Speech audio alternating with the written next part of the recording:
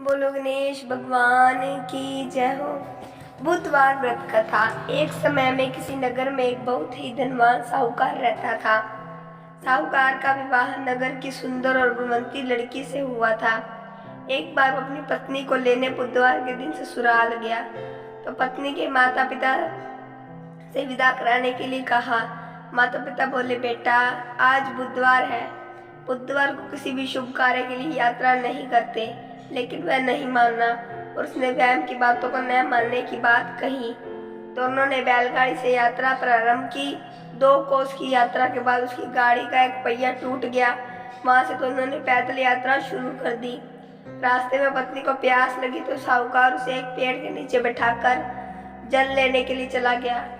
थोड़ी देर बाद जब वो कहीं से जल लेकर वापस आया तो बुरी तरह हैरान हुआ, क्योंकि उसकी पत्नी के पास उसकी ही शक्ल सूरत का ही दूसरा व्यक्ति बैठा था।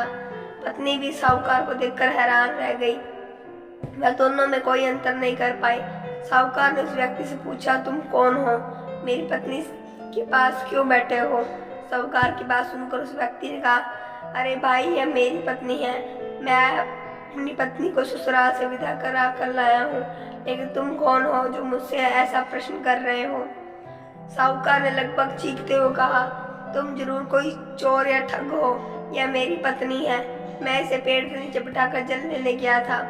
इस पर उस व्यक्ति ने कहा, अरे भाई, झूठ तुम बोल रहे हो। पत्नी को प्यास लगने पर जल लेने तो मैं गया था। मैं तो जल लाकर अपनी पत्नी को पिला भी दिया है। अब तुम चुपचाप यहाँ से चलते बनो, नहीं तो किसी सिपाही को बुलाकर तुम्हें पकड़वा दूंगा। दोनों एक दूसरे से लड़ने लगे। उन्हें लड़ते देख बहुत से लोग वहां एकत्र हो गए। नगर के कुछ सिपाही भी वहां आ गए। सिपाही उन दोनों को पकड़कर राजा के पास ले गए। सारी कहानी सुनाकर राजा भी कोई निर्णय नहीं कर पाया। पत्नी भी उन दोनों में से अपने वास्तविक पति को नहीं पहचान पा रही थी। राजा ने उन दोनों को कारागार में डाल देने को कहा। राजा के फैसले को सुनकर असली साहूकार भयभीत उठा। तभी आकाशवाणी हुई, साहूकार, तूने माता पिता की बात नहीं मानी और बुधवार के दिन अपने ससुराल से प्रस्थान किया। यह सब भगवान बुद्धदेव के प्रकोप से हो रहा है। साहूकार ने भगवान बुद्धदेव से प्रार्थना की कि हे भगवान बुद्धदेव, मुझे क्षमा कर दीजिए, मुझसे बहुत बड़ी गलती हुई।